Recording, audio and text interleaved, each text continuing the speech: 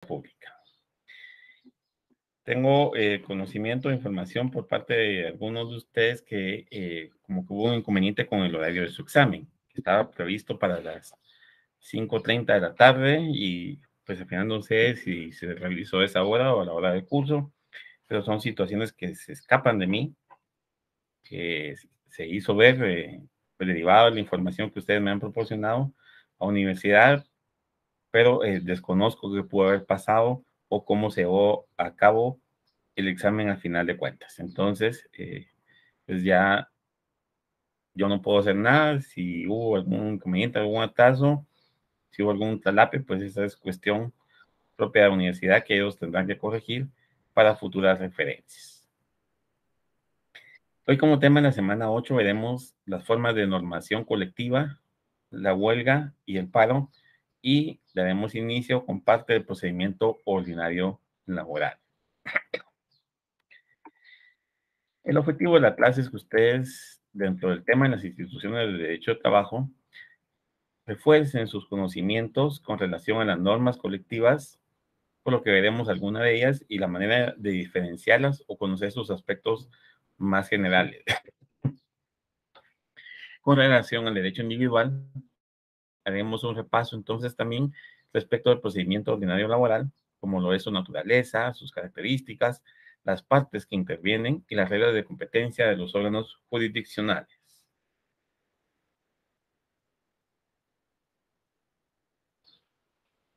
Me informan por parte de universidad, porque nos monitorean, como todos ustedes saben, que en el caso de ustedes que tuvieron inconveniente con su examen, deben de comunicarse a su sede, ya que el examen sí estuvo activo en el día y hora programado. Muchos se equivocaron, entraron al curso laboral y no a la fase, es decir, tenía una programación en cuanto al examen de la fase y no en cuanto al examen o el horario del curso. Entonces, esa confusión pudo haber modificado, en algunos casos, alterado o impedido que ustedes se conectaran. Entonces, por favor, comuníquense con su sede, ya que el examen, como les indico, si estuvo activo en el día y hora programado.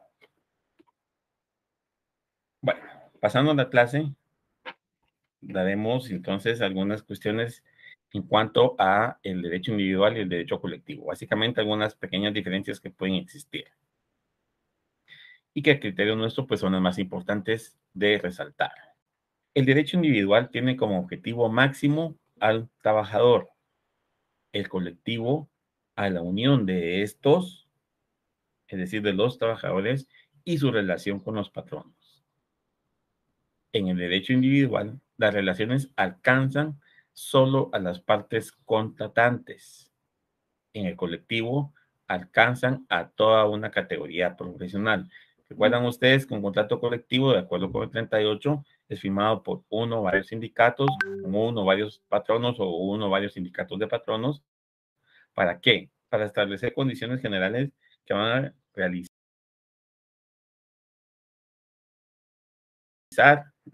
los trabajadores en cuanto a actividad se refiere y que por eso alcanza a una categoría, porque es un grupo de trabajadores en el que se va a ver involucrado como consecuencia de ese contrato colectivo de trabajo. Ambos emanan de la ley, es decir, tanto el contrato individual como el colectivo están fijados en ley, pero es más rigurosa con el patrono en el contrato individual por considerarlo al trabajador más débil cuando éste se encuentra solo. Es decir, la parte del trabajador individual es el que se considera más débil en esa relación de trabajo porque es solo un trabajador contra un patrono o varios patronos.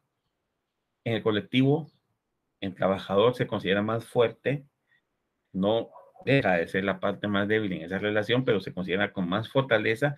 ¿Por qué? Porque está asociado, está agrupado y representado o respaldado por un sindicato. Y recordemos que esa asociación profesional hace valer su manifestación de voluntad. Entonces, son cuestiones que vale la pena resaltar para ir haciendo esas diferencias. El conflicto individual no crea efectos frente a terceros, ni es fuente del derecho en el sentido formal. Contrario, el derecho colectivo alcanza a todo el orden profesional de la misma actividad y es fuente formal del derecho laboral. ¿Por qué un conflicto colectivo alcanza a todo el orden profesional? Porque el resultado de esas controversias que surgen pueden hacer un pacto colectivo de condiciones de trabajo. Beneficia a la colectividad. Distinto es un solo trabajador negociando con el patrono. Él va a beneficiar lo que a él le conviene. Aquí el beneficio es, de preferencia, todos. Aunque no siempre es así, porque a veces se logra ese pacto con cierto grupo de trabajadores. En las instituciones que tienen más de un pacto colectivo, es consecuencia de eso, porque hay más de un sindicato. Entonces se negocia, en el buen sentido de la palabra. En los conflictos individuales, el interés es concreto de un trabajador. En el colectivo, el interés es económico-social. De alguna manera, esto es algo abstracto, porque el resultado se ve reflejado no ahorita, sino a futuro, con mejores condiciones, con mejores prestaciones, mejor jornada, o aumento de salario cada cierto tiempo. ¿Por qué? Porque logramos esa negociación directa, grupo de trabajadores, asociación profesional o sindicato y patrono o patronos. ¿Esto cómo se logra? A través de tres formas distintas: negociación directa, conciliación y arbitraje. Considero importante hacer estas anotaciones previo a entrar a verificar las instituciones del derecho colectivo para tener una mejor comprensión del tema. Contrato colectivo de trabajo. El Código de Trabajo regula en su artículo 38 el contrato colectivo de trabajo, estableciendo que es aquel que se celebra entre uno o varios sindicatos de trabajadores y uno o varios patronos o uno o varios sindicatos de patronos, a través del cual el sindicato de trabajadores se compromete para que algunos o todos sus miembros ejecuten labores determinadas. Como en todo contrato de trabajo, debe de existir entonces una remuneración por la realización de estas labores y se va a establecer o determinar de forma individual para cada uno de los miembros del sindicato o del grupo de trabajadores. Es decir, bueno, vamos a fijar un salario para estas actividades, ¿sí? Pero para estos trabajadores va a ser de tanto, para estos tanto, para estos que tienen más carga, tanto, para estos que son jefes, tanto. Distinto es en un contrato individual. Ahí no puede uno negociar lo que uno desee como ingreso salarial. Uno se adapta. O es eso o es eso. Por eso se considera más débil al trabajador individual que al grupo. El contrato colectivo de trabajo lo encuentran ustedes regulado en los artículos 38 al 48 del Código de Trabajo. Doctrinariamente existen dos tipos de contratos colectivos: los sindicales y los de equipo. En los contratos colectivos sindicales, los trabajadores son representados por uno o varios sindicatos ante uno o varios sindicatos de patronos. Sin embargo, en los contratos colectivos de equipo, el contrato es celebrado por un grupo de trabajadores no sindicalizados o no afiliados a una asociación profesional. En ambos casos, si es que se ocurren dentro de la legislación guatemalteca los dos, ustedes sabrán, los requisitos formales para su existencia son los contenidos en el artículo 39 del Código de Trabajo. Disculpen, pero estoy saliendo de una gripe, tengo todavía un poco de tos, entonces se me seca un poco la garganta. El contrato colectivo de trabajo debe celebrarse siempre por escrito, es decir, aquí no puede ser un verbal como en el caso de los trabajadores agrícolas. No, aquí tiene que ser por escrito porque es colectivo.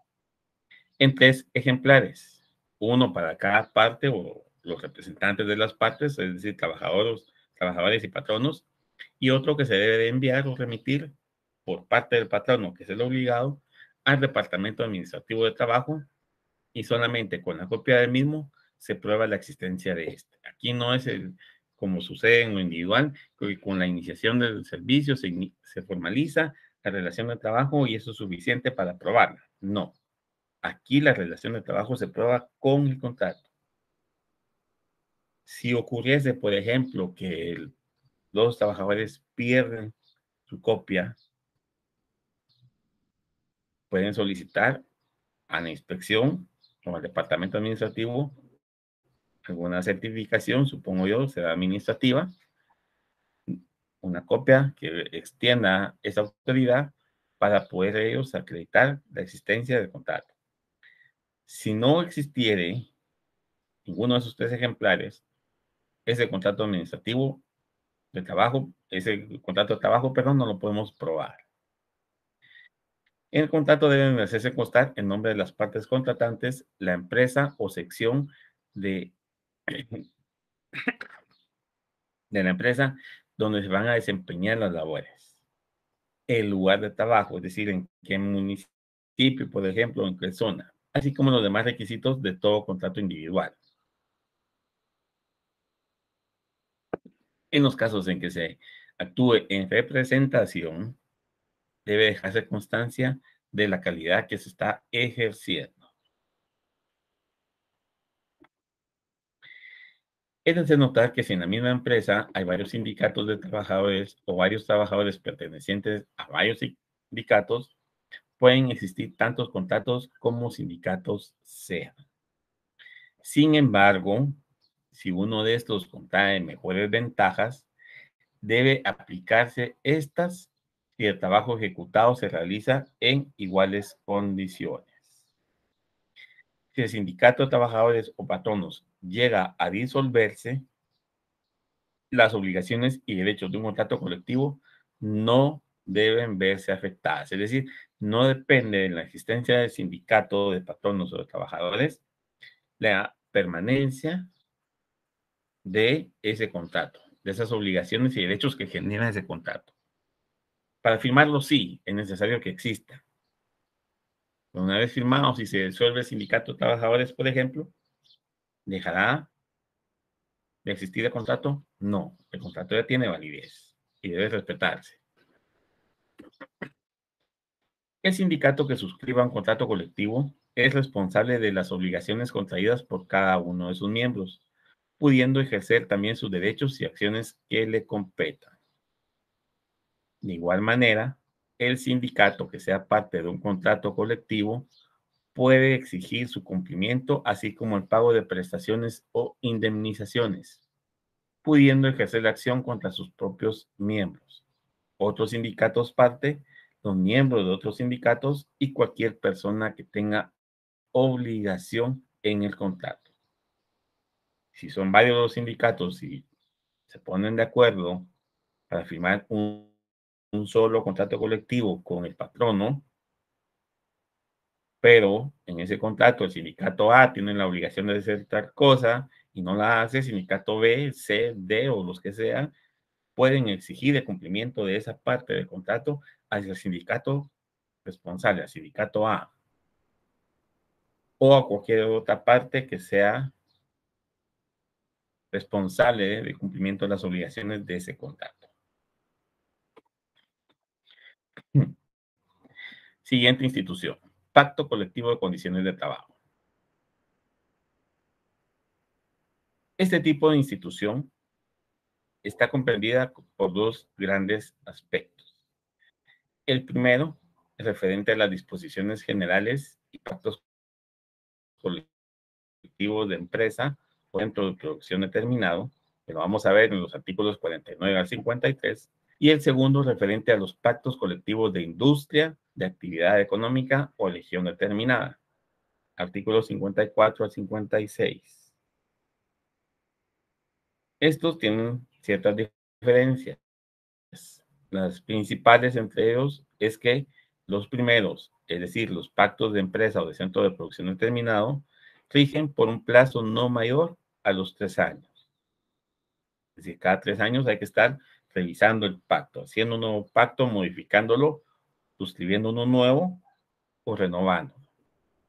Y los segundos, es decir, los de industria, actividad económica o región determinada, un plazo no mayor a 5 años. Para ambos casos, el plazo menor es de 1 año.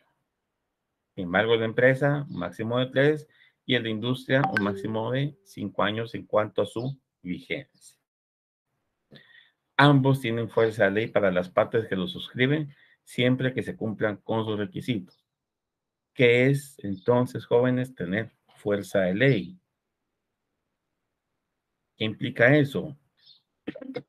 ¿Será que a la fuerza vamos a hacer cumplir a las personas responsables en ese contrato sus derechos, sus obligaciones, perdón? ¿Cómo implica esto? ¿Qué es esa fuerza de ley? Si ustedes ya leyeron su proceso civil para su examen o cuando estaban estudiando, establecieron algunas cuestiones que ocurren dentro del negocio jurídico. Pongámoslo como ejemplo. Un negocio jurídico que es la voluntad de ambas partes respecto a algún asunto determinado donde una se compromete a hacer tal cuestión y la otra a recibirla, si va como quedó pactado, y a cancelar, ¿sí? Si no se cumple ese contrato, existen consecuencias. Si no se cumple con la cantidad o la calidad del producto al cual se comprometió, existen consecuencias. Se puede exigir el cumplimiento del contrato. Y si no se paga lo acordado, también se puede exigir el cumplimiento de esa obligación. Lo mismo implica acá. Un pacto colectivo de condiciones de trabajo tiene fuerza de ley, es decir, que por ley ambas partes están obligadas a cumplir con sus obligaciones. Los trabajadores a realizar el trabajo que se comprometieron a realizar y el patrono a pagar o prestar las condiciones que se comprometió en su momento, que debieran de existir en la empresa o en el lugar de trabajo para dar efectividad o efectivo cumplimiento a ese pacto. Esa es la fuerza de ley. Si no se cumple, no es que no vaya a haber consecuencia, bien la va a haber. Y la puede haber para ambas partes.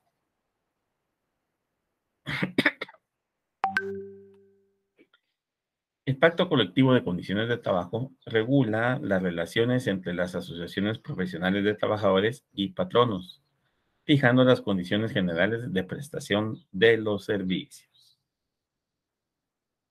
Condiciones generales de prestación de servicios. Mucho ojo con eso. Para el tratadista Mario de la Cueva, citado por el tratadista también en materia laboral, Chicas Hernández, el pacto colectivo es aquel convenio que celebran las representaciones profesionales de los trabajadores y de los patronos. ¿Para qué? ¿Qué intención tiene? Fijar relaciones mutuas, es decir, entre ambas partes, y crear el derecho que regule durante cierto tiempo las prestaciones individuales de servicio. Crea el derecho, y si se crea el derecho, ¿tiene fuerza de ley? Sí. Durante un cierto tiempo, sí. Vimos que en el caso de la industria son 5 años máximo, y en la empresa son 3. ¿Y qué es lo que va a ocurrir en ese tiempo? Pues una prestación de servicio entre trabajadores y patronos. A un servicio prestado, una actividad realizada, usted patrono me va a pagar y va a cumplir con ciertas condiciones. A eso se refiere el pacto. Yo supongo que la mayoría de ustedes que son trabajadores y que pues estamos en instituciones ya sea de derecho público o de derecho privado, hemos escuchado o en el lugar donde estamos existe un pacto colectivo de condiciones de trabajo o en algún momento estuvimos en algún lugar donde existía un pacto colectivo. Yo cuando trabajé en el organismo judicial tenía conocimiento del pacto colectivo. Cuando estuve en el Ministerio Público también tenía conocimiento del pacto colectivo. ¿Y qué rige el pacto colectivo?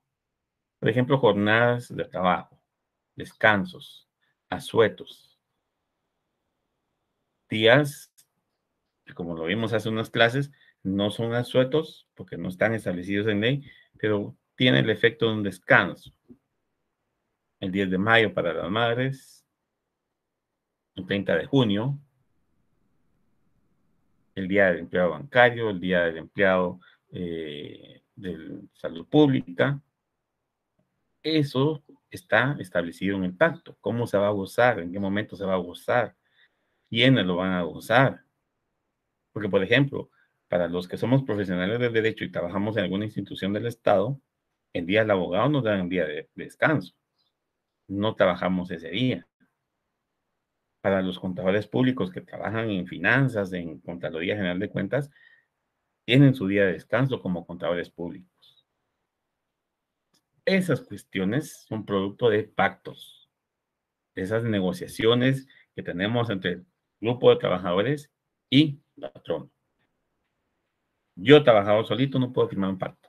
Tengo que estar acuerpado, porque así lo exige la normativa. Es entre sindicato. El pacto colectivo, de acuerdo con la conferencia de la OIT en Ginebra, es todo acuerdo escrito relativo a las condiciones de trabajo y empleo, y es celebrado entre un empleador o grupo de empleadores o una o varias organizaciones de empleadores, por una parte, y por la otra, una o varias organizaciones representativas de trabajadores, o bien representantes de estos debidamente elegidos de acuerdo a la legislación nacional. Entiéndase de cada uno de los miembros integrantes de la organización de trabajo referida. Vean ustedes cómo la OIT en Ginebra, en su conferencia, dio una definición muy parecida a lo que tenemos en nuestra legislación. ¿Qué es lo que establece nuestra legislación?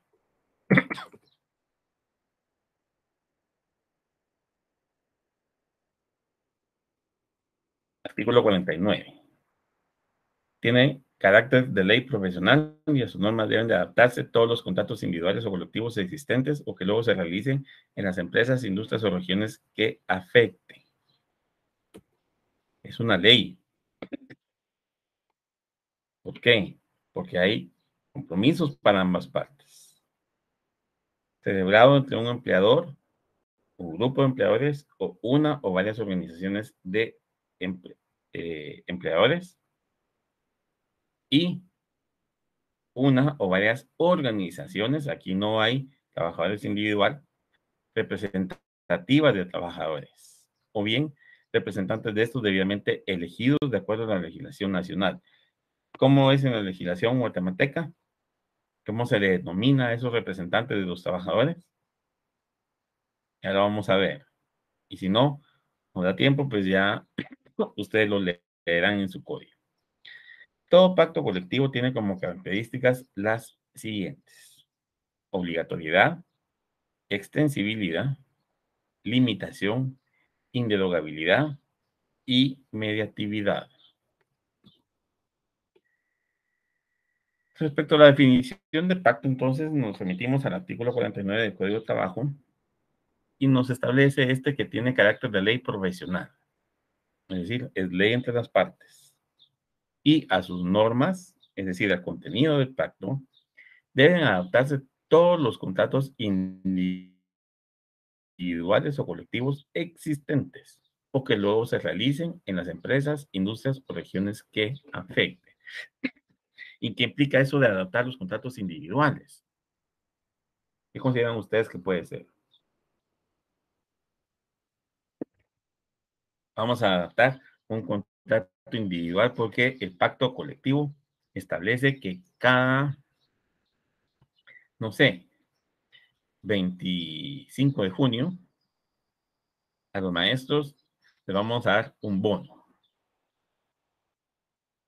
Ah, resulta que yo soy maestro, pero donde yo trabajo, pues ya está establecido en el pacto. Entonces, mire, señor patrono, yo también soy maestro. Entonces, mi contrato de trabajo lo tiene que adaptar para decir que el 25 de junio usted me va a dar un bono. Y le acredito mi calidad de maestro o ya la acredité y revise mi expediente.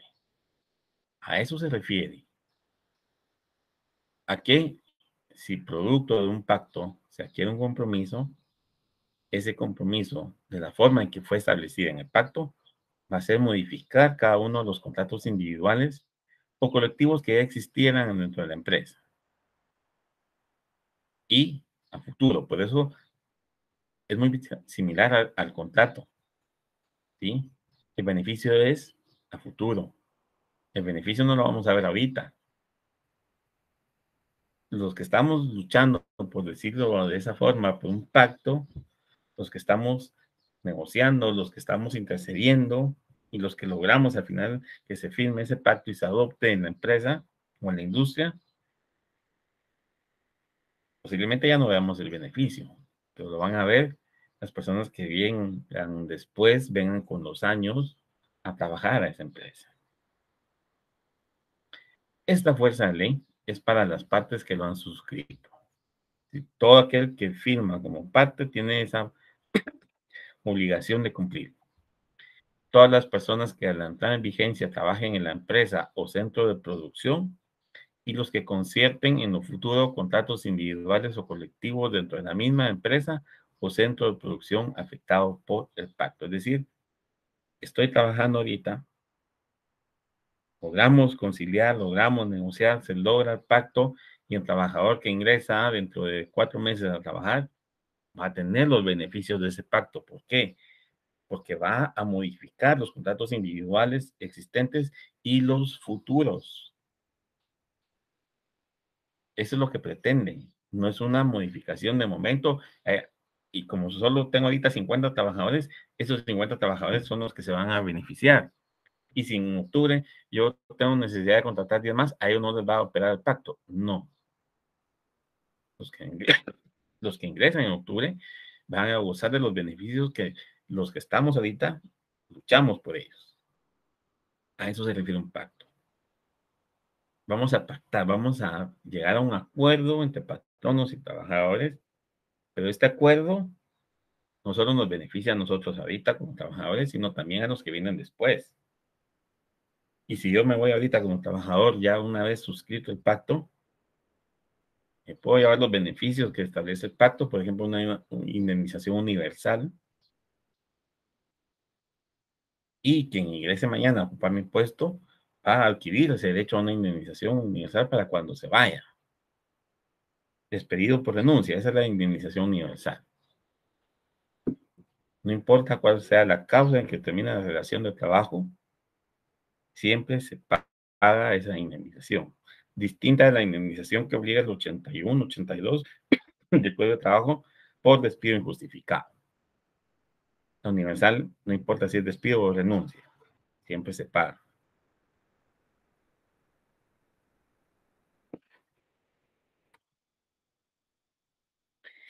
Los patronos tienen obligación de negociar.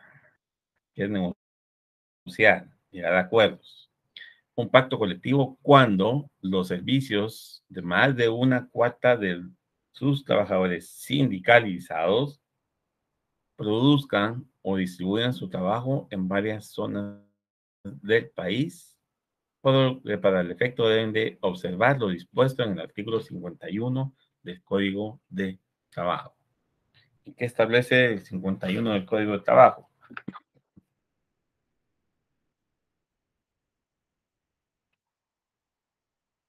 Todo patrono que emplee en su empresa o en determinado centro de producción, si la empresa, por su naturaleza de las actividades, tiene que distribuir la ejecución de los trabajos en varias zonas del país, los servicios de más de la cuarta parte de sus trabajadores sindicalizados, está obligado a negociar con el respectivo sindicato cuando éste lo solicite un pacto colectivo, es decir, esa petición del sindicato. Al efecto, se deben observar las siguientes reglas. El porcentaje al que se refiere el párrafo anterior debe calcularse sobre la totalidad de los trabajadores que presten sus servicios en dicha empresa, es decir, una cuarta parte de los trabajadores sindicalizados son los que lo van a pedir. Y esto debe incluir ese porcentaje de la totalidad de los trabajadores. Si entre la misma empresa o centro de producción existen varios sindicatos, el pacto colectivo debe negociarse con el que tenga mayor número de trabajadores afectados directamente por la negociación. C. Cuando se trata de una empresa o de un centro de producción que por la índole de sus actividades emplea de trabajadores pertenecientes a diferentes profesiones u oficios, el pacto colectivo debe negociarse con el conjunto de los sindicatos que represente a cada una de las profesiones u oficios, siempre que estos se pongan de acuerdo entre sí. Es decir, existen ciertas condiciones que como sindicato debemos de cumplir para poder llegar a firmar un pacto. Si los trabajadores estarían por igual en los sindicatos, es decir, este sindicato tiene 50 trabajadores, este también tiene 50 trabajadores, este pretende un proyecto de pacto, este uno totalmente distinto, ellos no están de acuerdo, ¿qué pasa? ¿Cómo solucionamos ese inconveniente? ¿Qué pacto vamos a suscribir? ¿Me vieron que uno de los requisitos es que estén de acuerdo? Escrito en la literal C. En el caso de que no lleguen a este acuerdo, el sindicato correspondiente a cada profesión o oficio puede exigir que se negocie un pacto colectivo con él para determinar las condiciones relativas a dicha profesión u oficio dentro de la mencionada empresa o centro de producción. Bueno, entonces, usted va a negociar un pacto conmigo para nosotros, para los que hacemos este oficio. Y si usted quiere negociar con nosotros, por la profesión que desempeñe, si ellos se lo piden. Pero vamos a lograr el beneficio para el grupo, para los profesionales o para los que ejercemos ese oficio. El proyecto de pacto debe ser presentado por el sindicato o el patrono ante la autoridad administrativa de trabajo, quien lo hará llegar a la otra parte y proceder a discutirlo en la vía directa, pudiendo auxiliarse de la referida autoridad o bien de amigables componedores. El proyecto de pacto debe ser presentado por el sindicato patrono, pero nos establece que los patronos tienen obligación de negociar un pacto colectivo cuando los servicios de más de una cuarta parte de sus trabajadores sindicalizados produzcan o distribuyan su trabajo. ¿Quién puede instar entonces la negociación? ¿Será que solo la tienen que instar los sindicatos de trabajadores? ¿O será que el patrono, cuando ya considera que cumple con esos requisitos, puede instar a negociar un pacto? De acuerdo con esto, pueden ambos.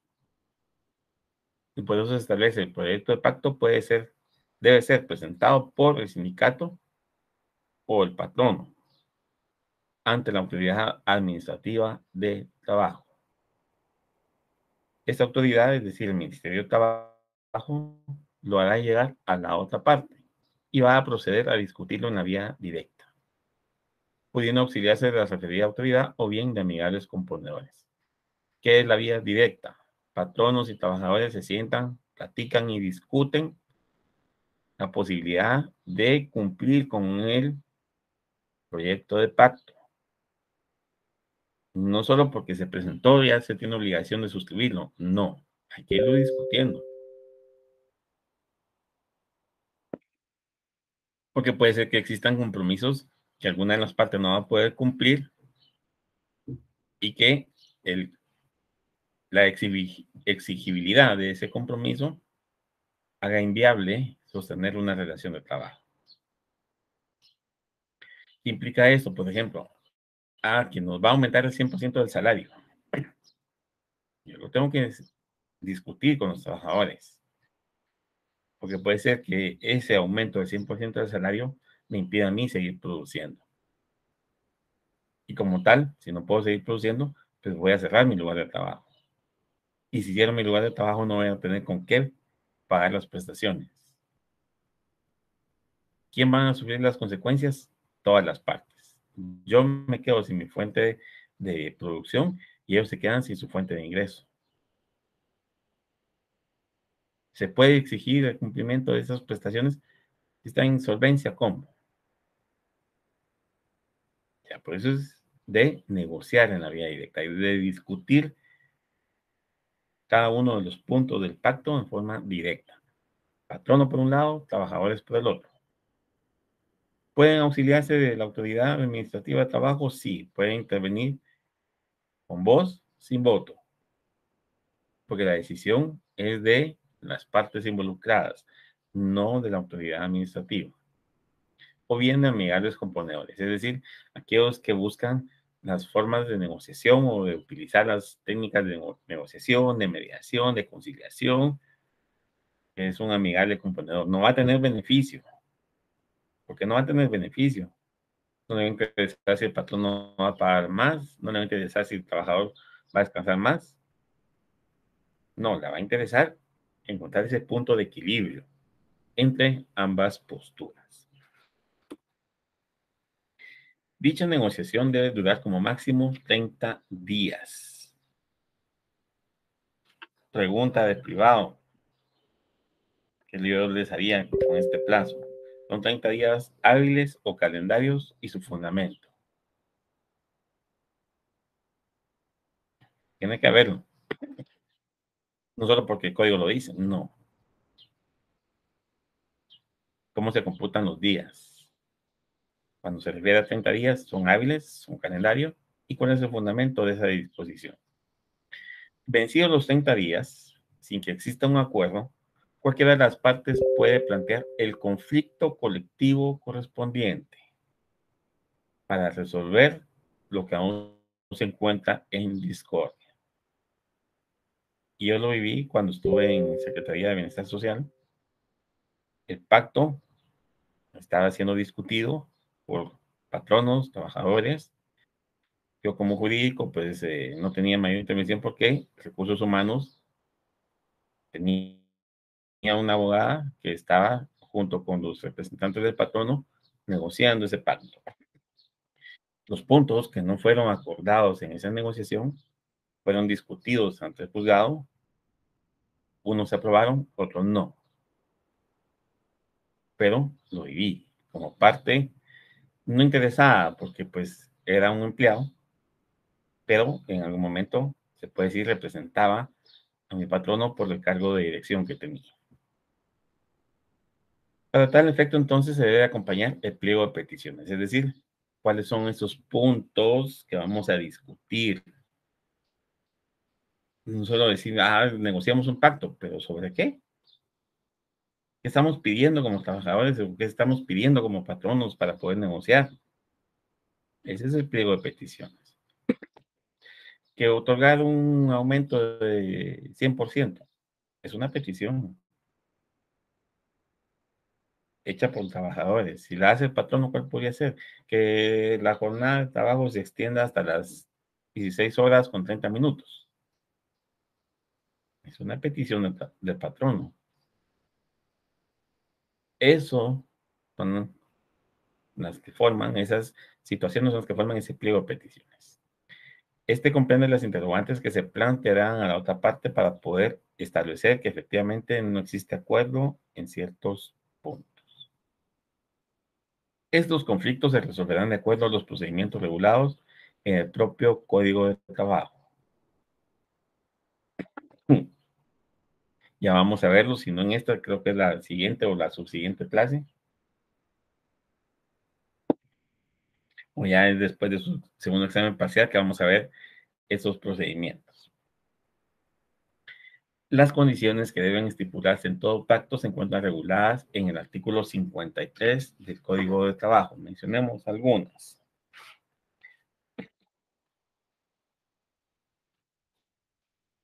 En el pacto colectivo de condiciones de trabajo deben estipularse lo relativo a las profesiones, oficios, actividades y lugares de trabajo que comprendan.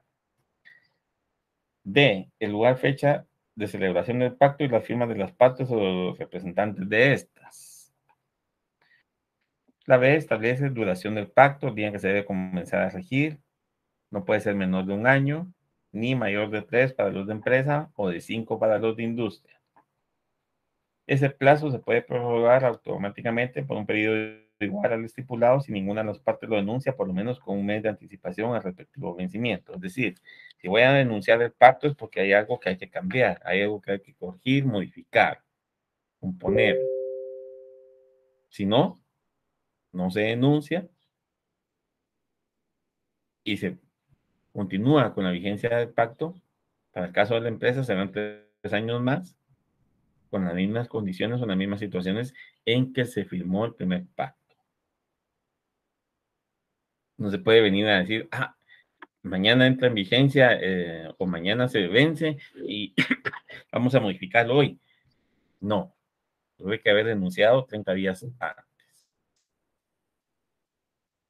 Vamos a ver a grandes rasgos los pactos de industria, actividad económica o región determinada. Para que el mismo tenga fuerza de ley para los contratantes, deben de observarse las disposiciones del artículo 54 del Código de Trabajo. ¿Y qué establece el 54 para darle esa fuerza de ley? Que se haga constar por escrito en 3 ejemplares, que esté suscrito por el sindicato o sindicatos o grupos de patronos, que esté suscrito por el sindicato o sindicatos que comprendan las 2/3 partes de los trabajadores sindicalizados, que cualquiera de las partes dirija una solicitud escrita al Ministerio de Trabajo y Provisión Social. Esas son las situaciones que deben observarse para hacer un pacto colectivo de industria. Si se presentaren oposiciones a dicho pacto, es decir, no las peticiones, sino las oposiciones, es decir, ¿por qué no estoy de acuerdo con ese pacto? Estas deben hacerse 15 días después de la última de las 3 publicaciones. En consecuencia, se otorgará audiencia por 10 días al opositor y a los suscribientes para que aleguen lo que estimen pertinente. Vencido ese término o presentados los argumentos de oposición y así como los alegatos de las otras partes, deberá emitirse el dictamen respectivo, debiendo procurar con ese dictamen avenir a las partes para un nuevo proyecto, es decir, llegarlas a conciliar. Esa procuración de avenir a las partes, es decir, tratar de que las partes de mutuo acuerdo lleguen a un arreglo.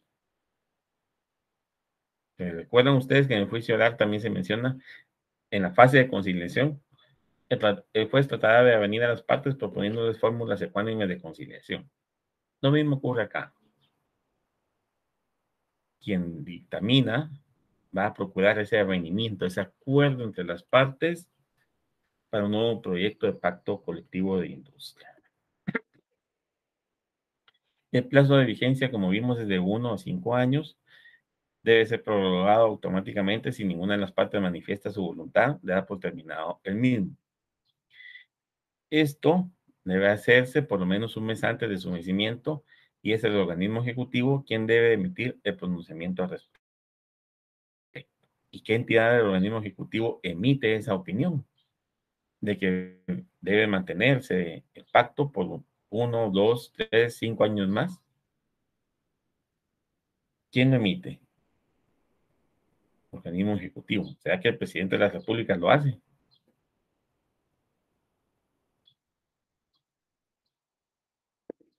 Pues obviamente lo hace a través del ministro de ramo, es decir, el Ministerio de Trabajo.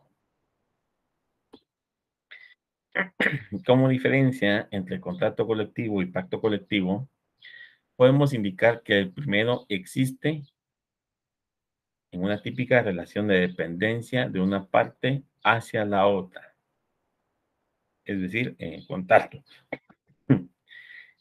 En los pactos no existe esa relación de dependencia, sino un conjunto de normas de aplicación jurídica y contractual, pues estos acuerdos determinan las condiciones dentro de las cuales ha de realizarse la prestación de servicios. Las normas de orden general acordadas por las partes, así como la finalidad del desarrollo profesional. Son instituciones muy parecidas, el contrato y el pacto, pero para empezar los requisitos son distintos. no son los mismos. ¿Qué exige el contrato colectivo para que se pueda firmar? ¿Qué exige el pacto colectivo para poderlo negociar? Exigen por lo menos cierta cantidad de trabajadores sindicalizados en el pacto colectivo. En el contrato, ¿será que hay un número o el sindicato puede comparecer a negociar? El contrato colectivo establece que es suscrito entre uno o varios sindicatos de trabajadores. El pacto puede ser un pacto por cada sindicato de trabajadores. Ustedes lo vieron, la propia ley lo establece. Atendiendo a la profesión o oficio que se vaya a mejorar. Y por eso se tiene, es la finalidad del desarrollo profesional la que busca el pacto colectivo. Son normas acordadas por las partes para poder prestar servicios y lograr ese desarrollo profesional.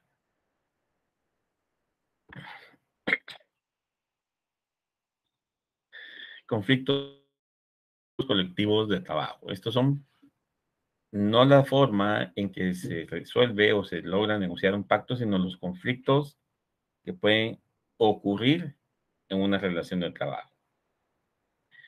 Como consecuencia de la existencia de un conflicto laboral, pueden ocurrir dos situaciones de vital importancia y que conllevan una especie de suspensión de los contratos de trabajo. Recuerden que es una especie de suspensión. No es la misma suspensión que vimos en los artículos 60 y ¿qué?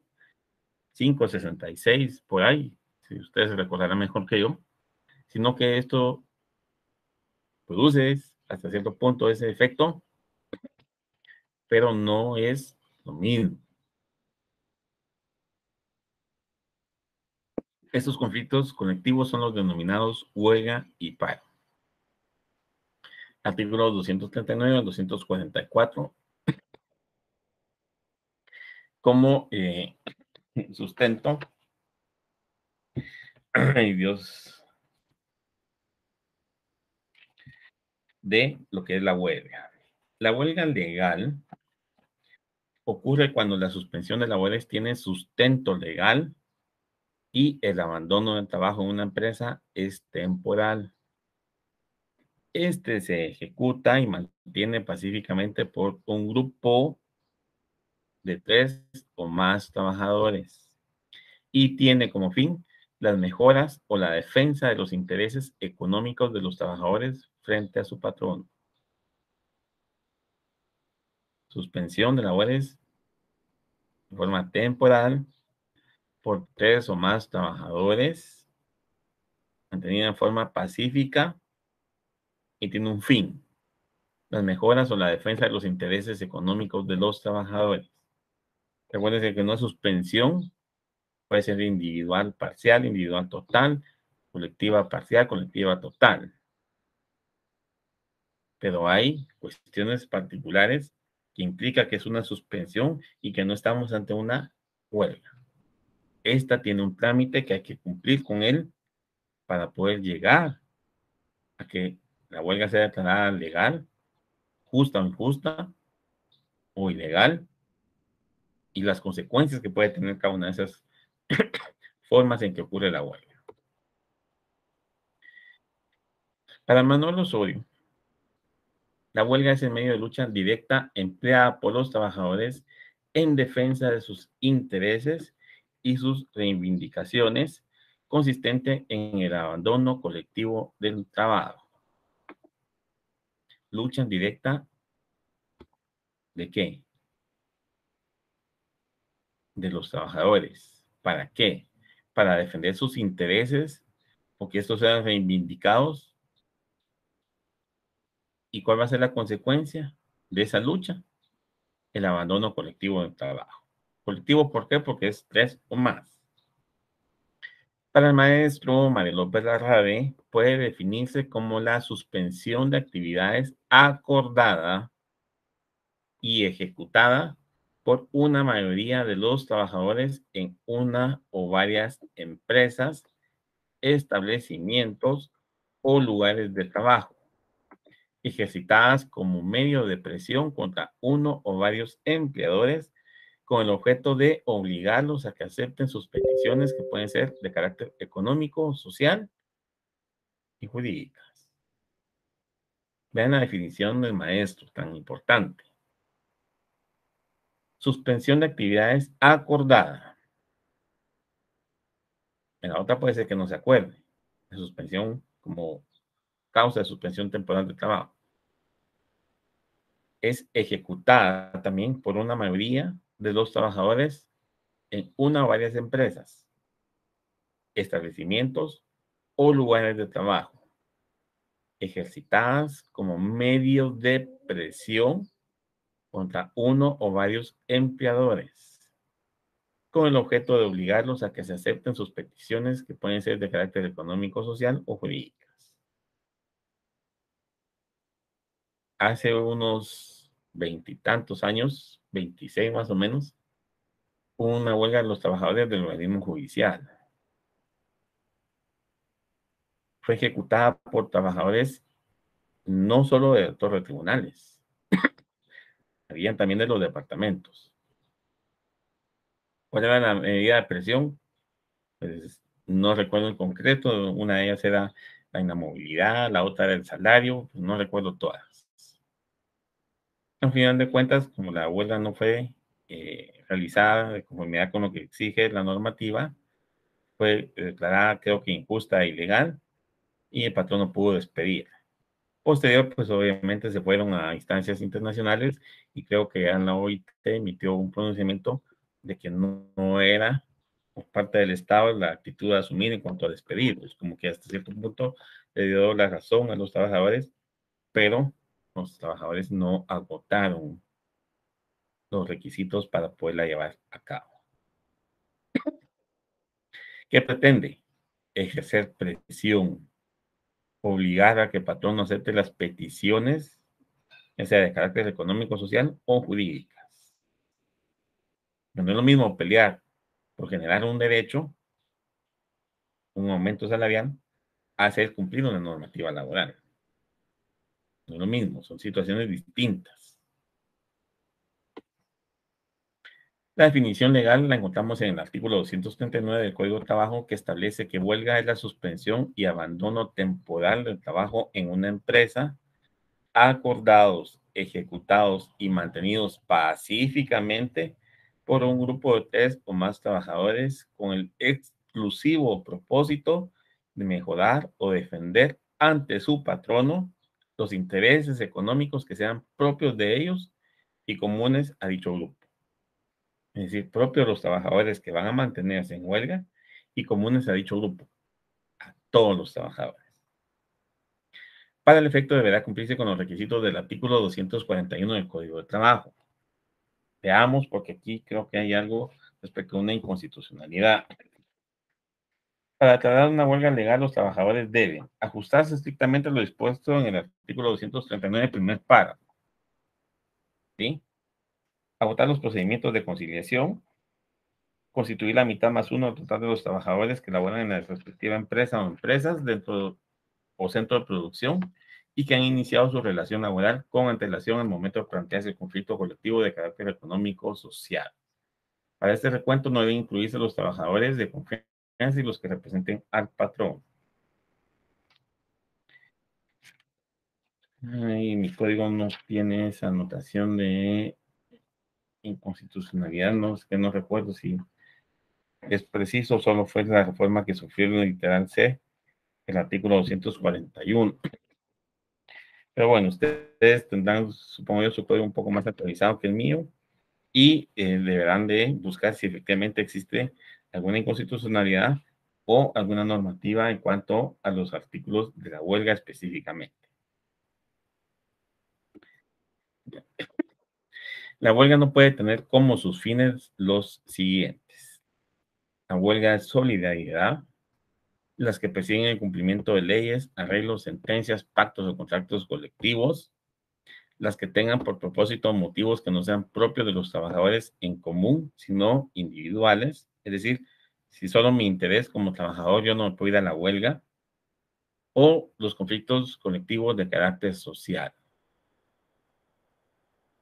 Sin embargo, no obstante lo que establece el Código de Trabajo, respecto a este tipo de conflictos de carácter social, la Constitución Política de la República de Guatemala prevé que sí pueda ocurrir una huelga por este motivo. Tarea que les queda, verificar cuál es el sustento constitucional respecto a que si puede existir una huelga que tenga como motivo conflicto de carácter social. ¿Puede ser pregunta de examen? Sí, pero tal vez no parcial, sino ya su examen técnico profesional. La huelga se clasifica atendiendo lo siguiente. Por el sistema legal, está regulada por la ley y la prohibida por la ley. En razón de cumplimiento, que son las huelgas legales e ilegales. Atendiendo al fondo del conflicto en justa e injusta y por su extensión en generales y parciales. Todo esto está en el código. Formas irregulares de la huelga, huelga de hecho, trabajo a desgano o trabajo lento, la huelga simbólica y la huelga de brazos caídos. Aquí les coloqué un enlace que fue que encontré más actualizado en cuanto a la ley de sindicalización y regulación de la huelga para los trabajadores del Estado. Por favor, hay mucha tela que cortar en ese sentido porque hay prohibición para que el trabajador del Estado pueda entrar en huelga. Sin embargo, existe una ley de sindicalización y regulación de la huelga para trabajadores del Estado. Es decir, hay que cumplir con algunas cuestiones muy particulares cuando se es trabajador del Estado para poder irse a la huelga. Los trabajadores del organismo judicial no lo hicieron. Y esa fue una de las circunstancias por las que terminaron perdiendo. En cuanto a el paro. La segunda de las situaciones que puede ocurrir durante un conflicto de trabajo es el paro, comprendidos los artículos 245 a 252. Esta situación también debe de haber sido declarada legal y consiste en la suspensión y abandono temporal del trabajo de forma ordenada y durante algún tiempo, por eso es temporal, por parte de uno o más patronos de manera pacífica. La huelga es trabajador, el paro es patrón.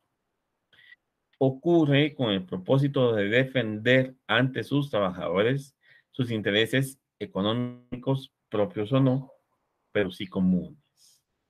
En este caso, ocurre decirle el cierre de la empresa o empresas de que se trate. El paro es conocido con una locución inglesa o en idioma inglés nominada lockout. Esta expresión puede interpretarse como cerrar la puerta hacia afuera, es decir, esta actitud del patrono de cerrar y no permitir el ingreso de sus trabajadores. Así es conocido. Obviamente esto implica efectivamente que la puerta de acceso a la industria, empresa o local donde se realizan las labores se encuentra cerrada para impedir que los trabajadores ingresen. No puedo decir, yo patrono me voy al paro, pero que entren y que hagan lo que quieran. No, tengo que cerrar la empresa, tengo que cerrar el local o la industria porque estamos en paro. Yo patrono estoy en paro. Para Guillermo Cabanelas, el paro o lo que se le denomina lockout es aquella expresión que se entiende como la acción concertada y colectiva de los patronos de negar trabajo a los trabajadores dependientes de ellos y como consecuencia restringir el pago del salario. Se ve limitado el pago, se restringe, se impide. Eso es lo que define Cabanelas en cuanto al paro. Para Mariano Thyssen-Baum, tratadista poco conocido, pero que sí ha hablado un poco en materia laboral, la suspensión temporal de la actividad parcial o total de la empresa dispuesta por él o los empresarios para secundar la defensa de sus intereses frente a los trabajadores. Siempre es entonces una suspensión temporal, parcial o total de la empresa, dispuesta por quién, por él o los empresarios, es decir, el patrono. ¿Para qué? Secundar la defensa de sus intereses frente a los trabajadores. Yo no puedo cumplir, yo no puedo hacer esto, no puedo hacer lo otro, inicio mi trámite, cumplo con los requisitos y me voy a parar. El Código de Trabajo en su artículo 245 define el paro legal como la suspensión y abandono temporal del trabajo ordenados y mantenidos por uno o más patronos en forma pacífica y con el exclusivo propósito de defender frente a sus trabajadores los intereses económicos que sean propios de ellos, en su caso, o comunes a los mismos. Puede ser que tengamos intereses comunes, patronos y trabajadores, y que ante la imposibilidad de cumplir, se decrete el paro, se realice el paro.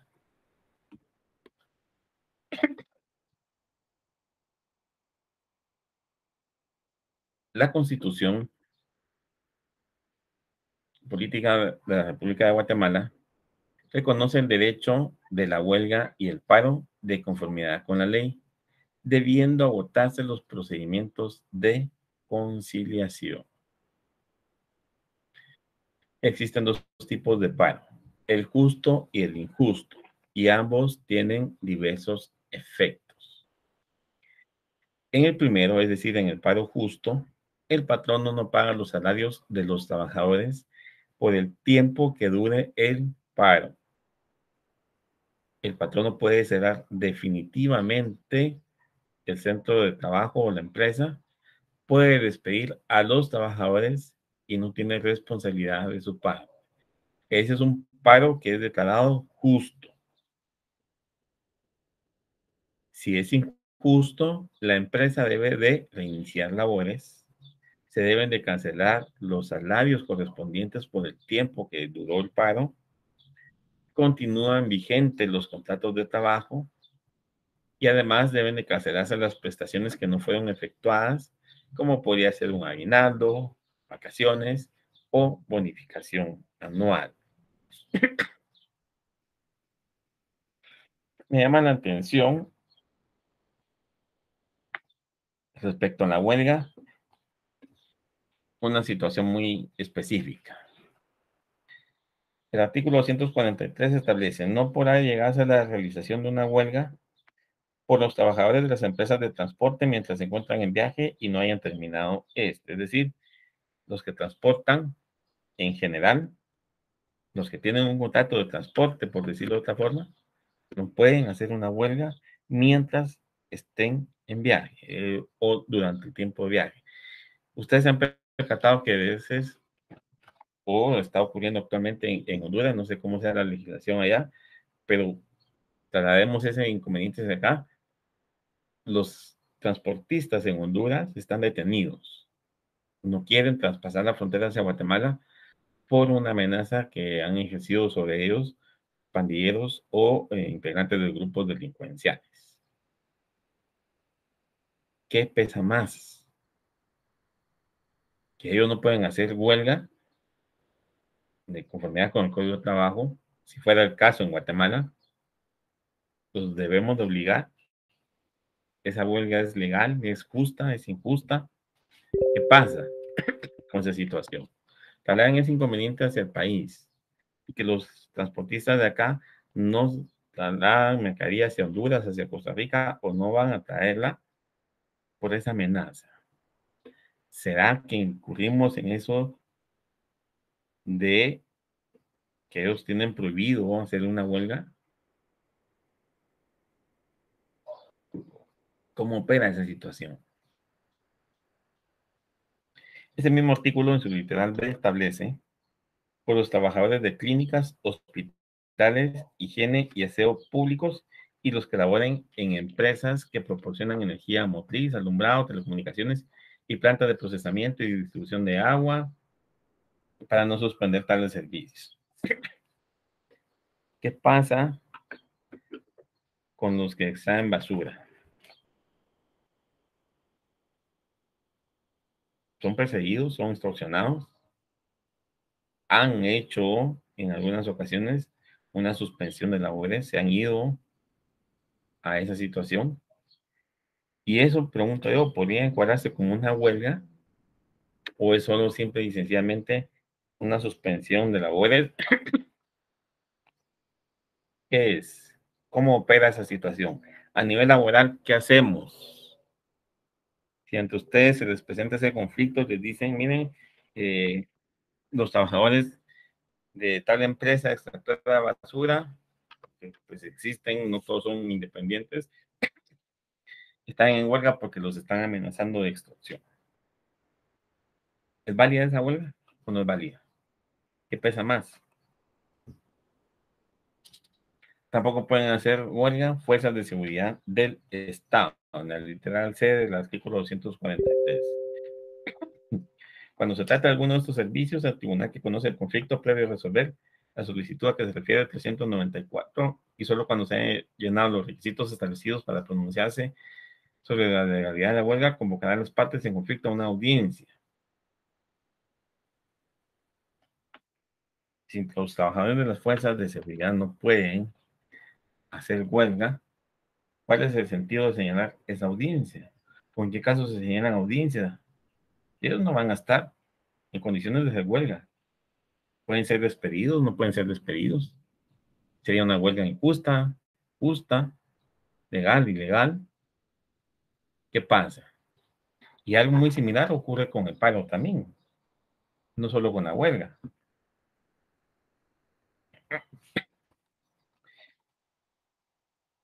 El paro es legal cuando los patronos se ajustan a las disposiciones de los artículos 245 y 241, inciso B, y dan luego a todos sus trabajadores un aviso con un mes de anticipación para el solo efecto de que estos puedan dar por terminados sus contratos sin responsabilidad para las partes durante este periodo.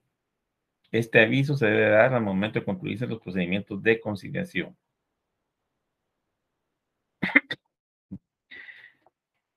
¿Qué pasa entonces?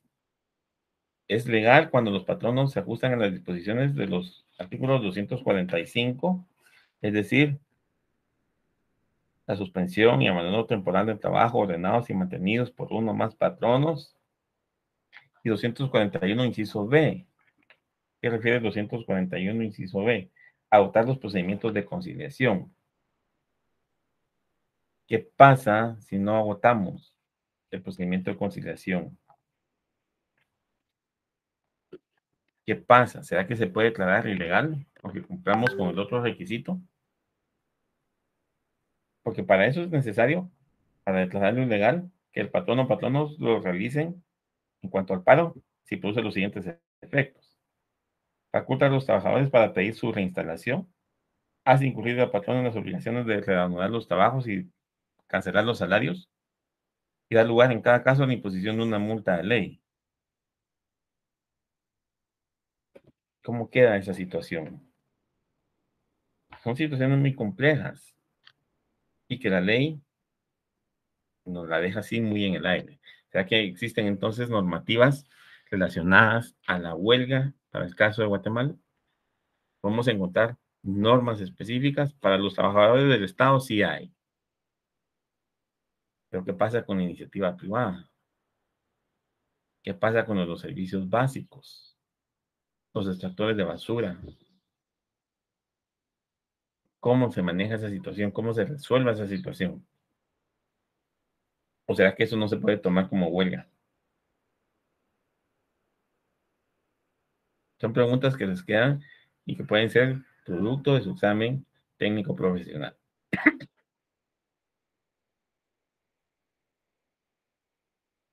Existen dos tipos de paro, el justo y el injusto, y ambos tienen diversos efectos.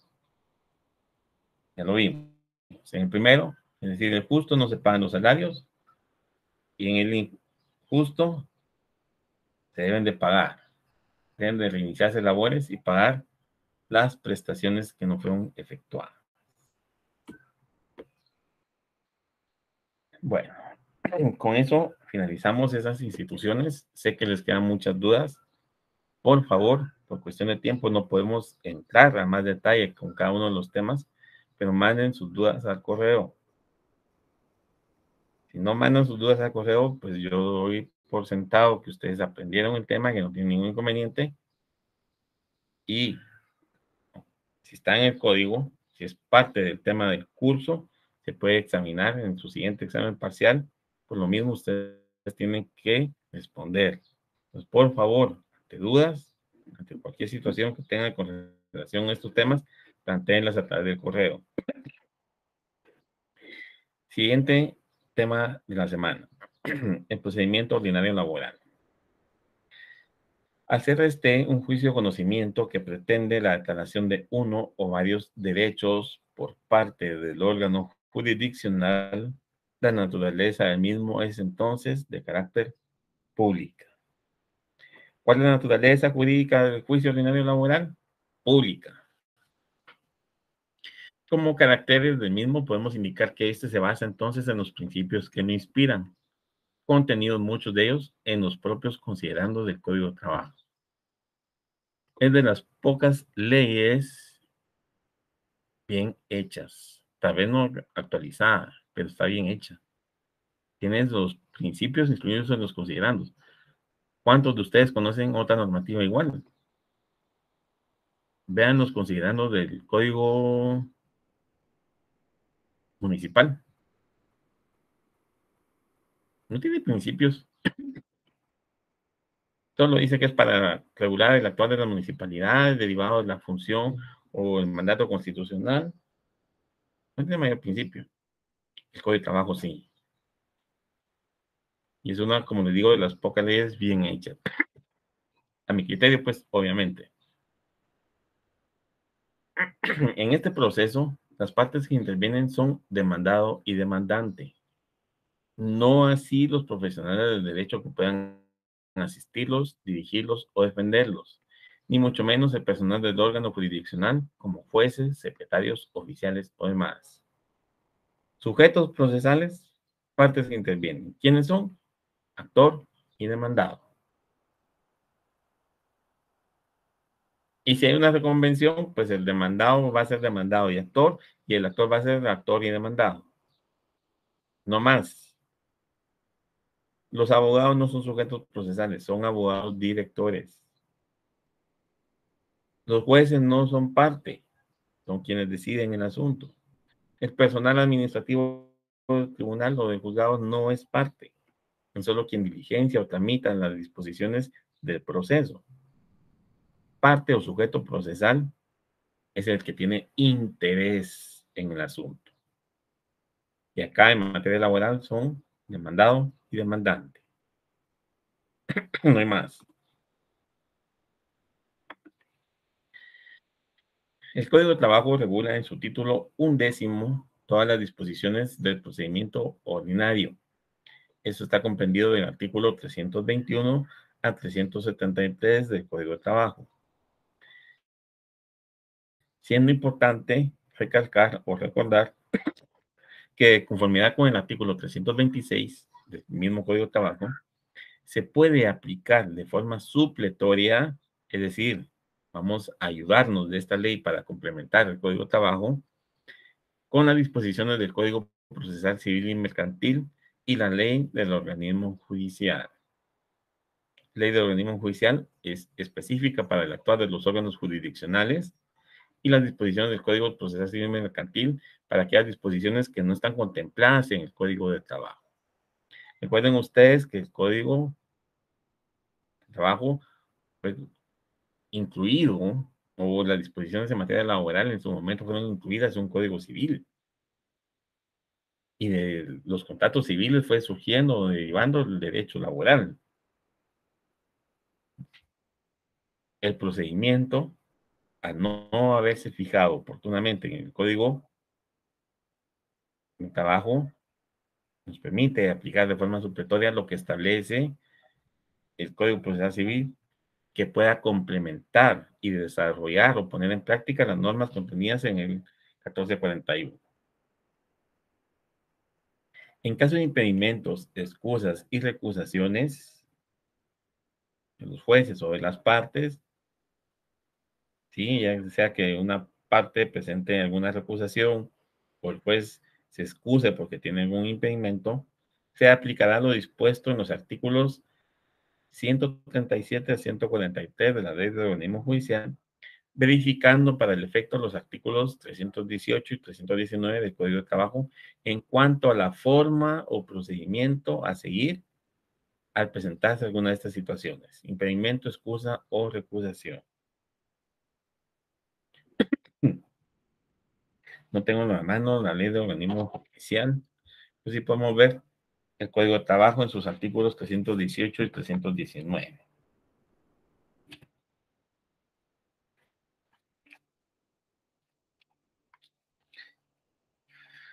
Capítulo sexto: impedimentos, excusas y recusaciones. Artículo 318. Si el juez estimare que es cierta la causal alegada, dictará resolución dándose por recusado y mandará pasar el asunto a quien debe reemplazarlo. Contra esta resolución no cabe recurso alguno. Si el juez estimare que no es cierta la causal o que no da lugar a la recusación, la expresará así en auto razonado, es decir, un auto fundamentado, y mandará pasar el asunto a la sala de apelaciones jurisdiccional, la que deberá resolver dentro de 24 horas de recibir los autos si procede o no esa causal.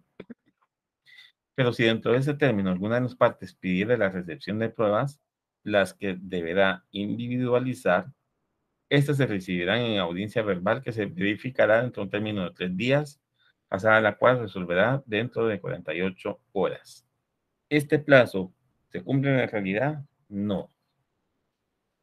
No porque no quieran, sino que simplemente la carga de trabajo es tan grande en el organismo judicial, que incluso en materia laboral hay procesos que llevan casi un año o un año y aún ni siquiera los han admitido trámite.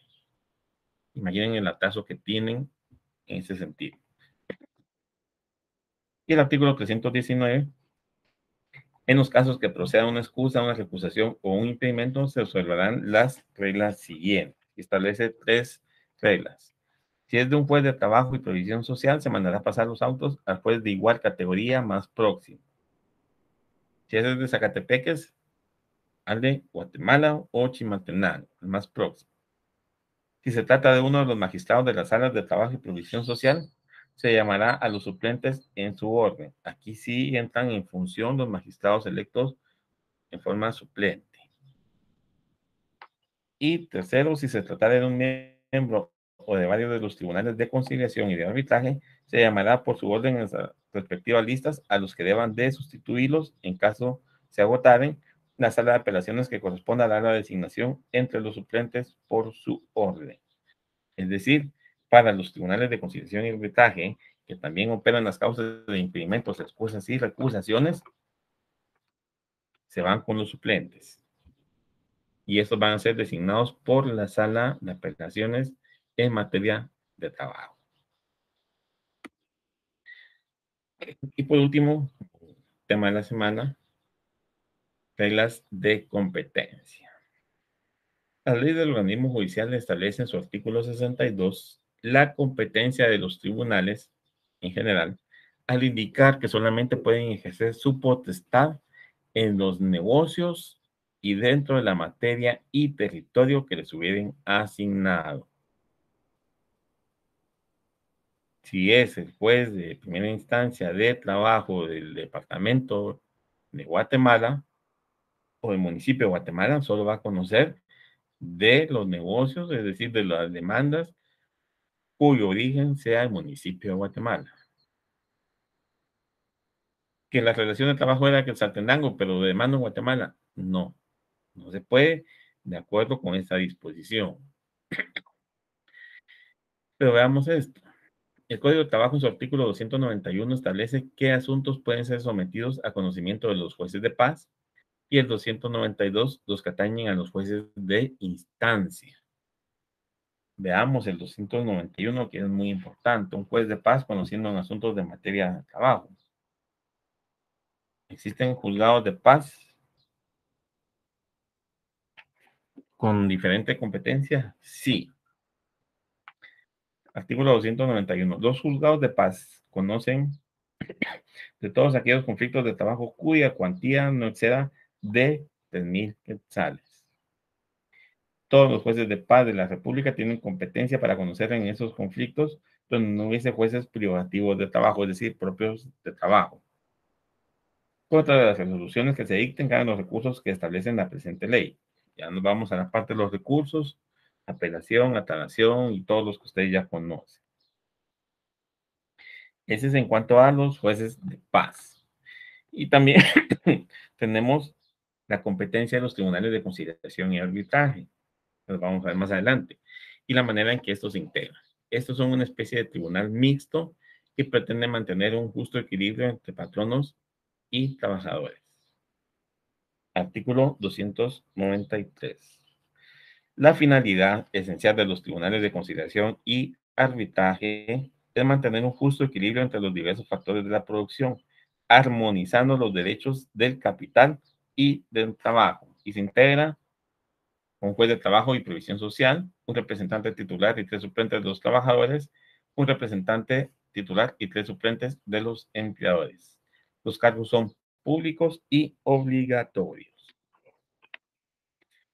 Y por último, el procedimiento para resolver las cuestiones de jurisdicción y competencia se regula a partir del artículo 307 a 315 del Código de Trabajo, que ustedes deberán darle lectura por aquello de que pueda venir como parte de su examen parcial o ya en su examen técnico profesional. Bueno, hasta acá estamos con la clase el día de hoy. Sé que el tiempo no nos alcanza y se los he dicho y posiblemente lo vuelva a decir. No puedo ampliarme con algunos temas específicos.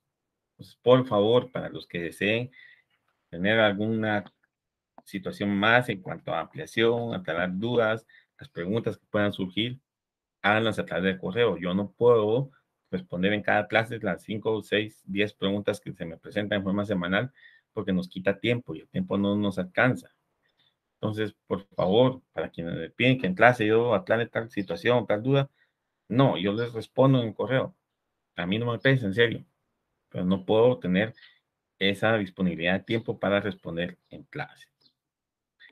Espero entonces que su examen parcial les haya ido bien.